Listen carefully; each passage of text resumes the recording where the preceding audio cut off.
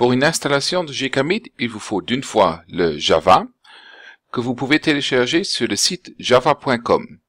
Donc, ouvrez votre Internet Explorer, allez sur le site java.com, et puis téléchargez via les liens qui sont proposés.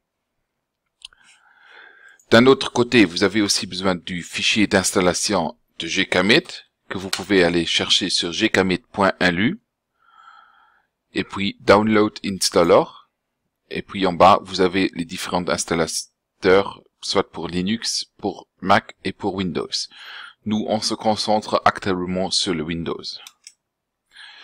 Donc, pour accélérer les choses, j'ai déjà téléchargé les fichiers d'installation.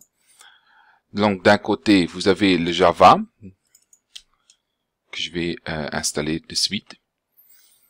Si vous avez un Windows 8 ou 7, il vous demande si vous êtes vraiment d'accord pour installer ceci. Vous dites oui.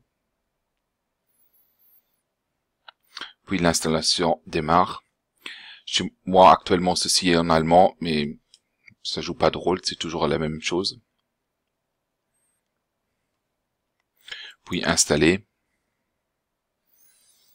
Si vous avez téléchargé la version Java offline, ça va relativement vite. Si c'est une version online, c'est un petit fichier qui se télécharge, et puis ça prend un certain moment pour l'installation.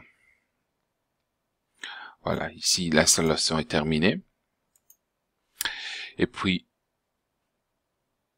il ouvre encore une page internet pour vérifier si Java est bien, pas besoin de tester.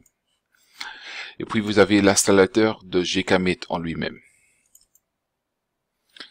Les deux autres fichiers que j'ai téléchargés, c'est uniquement pour les techniciens qui vont mettre à jour sur la base de données. Donc, je prends ça sur plein écran. Alors, l'installateur démarre comme ceci. Vous cliquez Next. Et encore une fois Next. Puis ici, il faut accepter les termes de licence. Puis il demande le répertoire où vous voulez installer gKMit. Normalement, ceci est bien sur le C, la plupart du temps, comme ça on sait toujours où aller chercher les fichiers, surtout pour après pour la sauvegarde. Puis il demande ce que vous voulez faire comme installation, la base de données gKMit, prendre les répertoires par défaut, le serveur et les clients, et puis le Java Development Kit, ce qui est encore un supplément de Java. Vous pouvez laisser tout par défaut si vous faites une installation en global, en local. Nouveau Next. Puis il commence à copier dans un répertoire temporaire. Après, il faut de nouveau cliquer sur Next. Et puis là, il y a la installation réelle qui commence. Tout d'abord, il y a la base de données Postgres qui s'installe. En fait, le logiciel de la base de données. Normalement, ceci prend un peu plus de temps. Chez moi, ça va relativement vite parce que j'installe sur un disque dur SSD. Donc, c'est pas comparable à une installation sur un PC normal ou portable.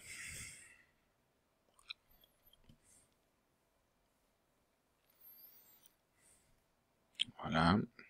On va bientôt terminer.